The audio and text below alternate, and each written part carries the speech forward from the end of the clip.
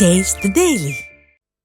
கோவையில் கடந்த 2 வருடங்களாக ரயில்வே தண்டவாளங்களை ஒட்டிய பகுதிகளில் தொடர் கொள்ளை சம்பவங்கள் நடந்து வந்துள்ளது. கோவை மாநகர காவல் ஆணையரின் உத்தரவின் பேரில் தனிப்படைகள் அமைக்கப்பட்டு 3 மாதங்களாக தீவிர தேடுதல் வேட்டையில் ஈடுபட்டதில் மூர்த்தி மற்றும் அம்சராஜ் ஆகிய இருவரை கைது செய்தனர். தேனி மாவட்டத்தைச் சேர்ந்த மூர்த்தி என்பவர் கொள்ளை கும்பலுக்கு தலைவனாக செயல்பட்டது தெரியவந்துள்ளது. இவர்கள் தமிழ்நாட்டில் மட்டும் 68க்கும் மேற்பட்ட திருட்டுச் சம்பவங்களில் 1500 சவரன் நகைகளை கொள்ளையடித்துள்ளதாக கூறப்படுகிறது. முகமூடி அணிந்து திருடும் இந்த கும்பல் சில வீடுகளில் ஆட்கள் இருந்தால் அவர்களை கட்டி போட்டும் கொள்ளையடித்துள்ளனர். கொள்ளையடிக்க இரும்பு ராடுகளை பயன்படுத்துவதால் மூர்த்தி என்பவர் ராட்மேன் என அழைக்கப்பட்டு வந்ததாகவும் கூறப்படுகிறது. மேலும் கொள்ளையடித்த பணத்தில் மூர்த்தி விருதுநகர் மாவட்டத்தில் 4 கோடி மதிப்பிலான ஸ்பின்னிங் மில் வாங்கியுள்ளார் என்பதும் குறிப்பிடத்தக்கது.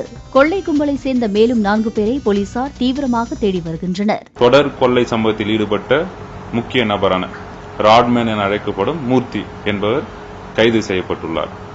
அவருடன் நடத்திய விசாரணையில் கோவை மாநகரில் மட்டும் 18 கொள்ளை வழக்குகளில் அதாவது ஹவுஸ் பிரேக்கிங்கில் ஈடுபட்டது தெரிய வருகிறது.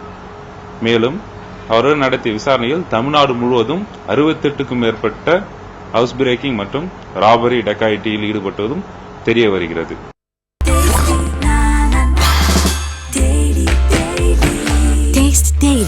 Taste the Daily.